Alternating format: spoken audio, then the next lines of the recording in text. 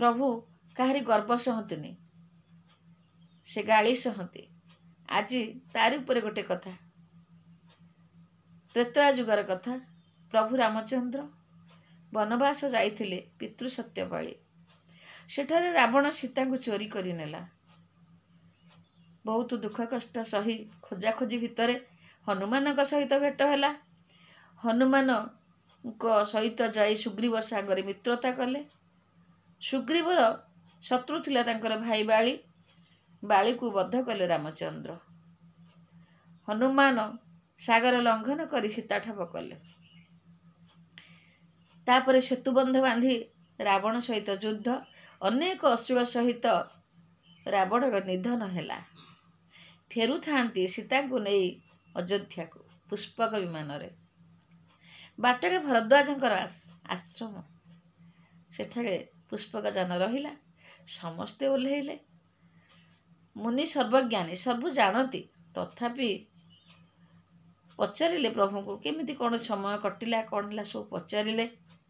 सेते बेलू प्रभु सब वर्णना कला परे मध्य हनुमान मंदिर गर्व आसला। मु नथिले कौन प्रभु रावण को मारी पारि थांते, सीता उद्धार करि पारि थांते। ए कथा मुनि जानिले, रामचंद्र मध्य जानिले। मुनि फलमूल आनीदेले। रावण श्रीराम को चर्चा कले। श्रीराम तांकर पादबंदन करी प्रणाम कले।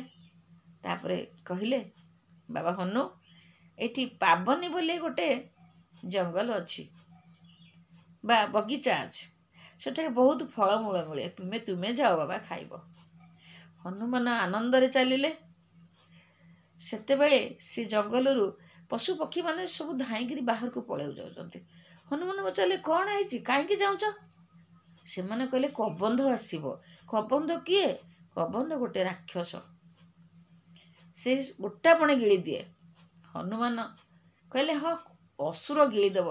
तांक मन के ताई भी भाविले मु कौन कौन न करिछि, केड़े केड़े असुर मारिछि, कबंध एमती कौन कि? सेतेबेले कबंध आसिला। कबंध जेतेबेले धरिछि हनुमान को, हनुमान जानिले जे मु याठू बहुत कम बल मोर, मते कबंध मारिदब। से श्रीराम का नाम स्मरण कले, जप कले। कबंध छाड़ीदेला। से जानिला जे श्रीराम का भक्त। पचारिला, तू श्रीराम का भक्त हेतु तते मु छाड़िली, नले तते मु आज गिली दे थांती। हनुमान बुझी पारिला जे प्रभु कोटु बड़ आउ केही नाही, मु केवल प्रभु का बल रे ही जहा करि पारिछि।